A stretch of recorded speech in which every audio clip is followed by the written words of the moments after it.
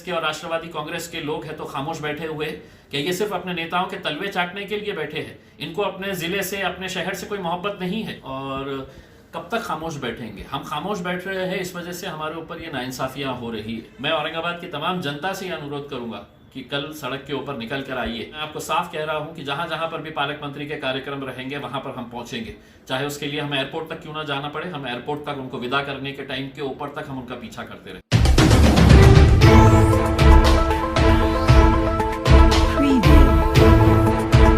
जिस तरीके से कल समीर बिल्डर साहब ने भी स्टेटमेंट दिया है कि खासदार इम्तियाज़ अली साहब के आदेश पर आने वाली 15 अगस्त को जो है मंत्री जो भी औरंगाबाद में रहेंगे उनका घेराव करेंगे, काले झंडे दिखाएंगे।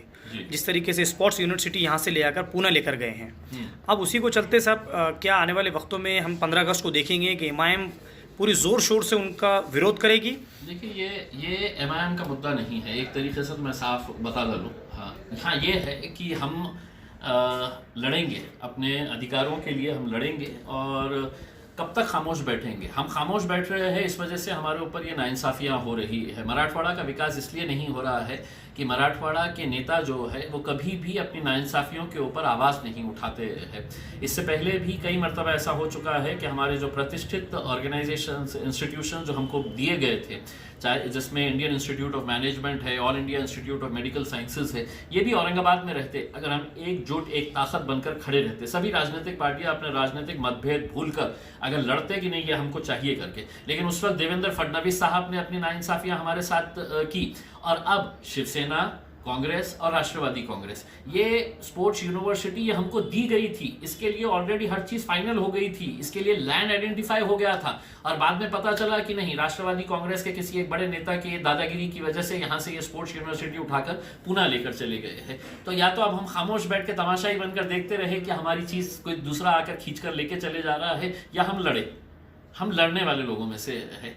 हम खामोश बैठकर सिर्फ महज राजनीति करने वाले लोगों में से नहीं है जो सिर्फ चुनाव के वक्त में आएंगे, धार्मिक मुद्दे बनाएंगे, शहर का नाम बदल दो इसके ऊपर चर्चा करेंगे, हिंदू मुसलमान करेंगे उसमें। ये विकास के काम की भी जिम्मेदारी आप सरकार के अंदर बैठे हैं, आपकी है। और अगर आप नहीं करेंगे तो हमको ये पूरा अधिकार है, आपसे हम सवाल करेंगे। और यही सवाल करने के लिए 15 अगस्त के दिन हम सुबह 9:30 बजे वहाँ पर डिवीजन कमिश्नर ऑफिस के पास पालक मंत्री सुभाष देसाई साहब आ रहे हैं। हम उनको अपनी नाराजगी जाहिर करेंगे। हम लोकतांत्रिक तरीके से जो आंदोलन करने का अधिकार हमको दिया गया है, हम उसका पूरा इस्तेमाल करेंगे और वहाँ पर उनको काले झंडे दिखाएंगे और बताएंगे कि हम नाराज है इस फैसले से। और हमको बताओ ये कि किसके बोलने के ऊपर ये स्पोर्ट्स यूनिवर्सिटी यहाँ से हटाई जाती है करके, और क्यों सेना के, कांग्रेस के और राष्ट्रवादी कांग्रेस के लोग हैं तो खामोश बैठे हुए कि ये सिर्फ अपने नेताओं के तलवे चाटने के लिए बैठे हैं। इनको अपने जिले से, अपने शहर से कोई मोहब्बत नहीं है। इनको अपने बच्चों के भविष्य के बारे में सोचना नहीं है। या सिर्फ है तो चुनाव के वक्त में है तो सिर्फ अपने को राजनीति करने का है करके। ये मुद्दा मेरा अकेले पार्टी का नहीं है। मैं औरंगाबाद की तमाम जनता से ये अनुरोध करूंगा कि कल सड़क के ऊपर निकल कर आइए।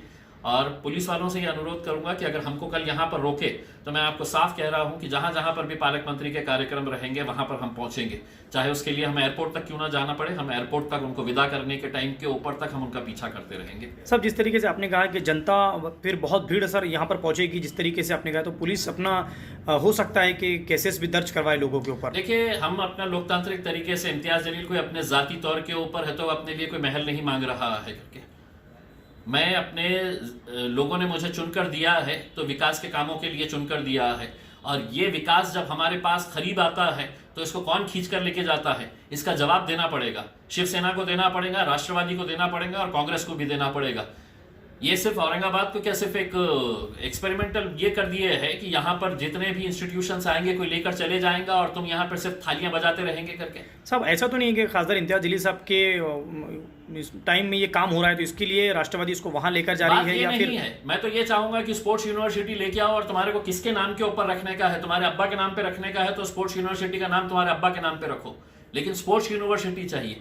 यहाँ पर यही तो ये है कि उसमें लाता कोई और है, फिर शुरू हो जाता है कि इसको ये नाम दो, उसको वो नाम दो। इसके अंदर है हम खत्म हो जा रहे हैं। उसमें विकास का मुद्दा है, सब साथ में मिलकर करेंगे और सबकी नैतिक जिम्मेदारी है। मैं तो तमाम राजनीतिक पार्टी के कार्यकर्ताओं से अनुरोध करूंगा कि आप लोग एक मर्तबा तो सड़क के ऊपर आओ, अपने शहर के लिए, अपने जिले के लिए, उसमें आप नेतृत्व करो। मैं कार्यकर्ता बनकर आपके पीछे खड़े रहता हूँ।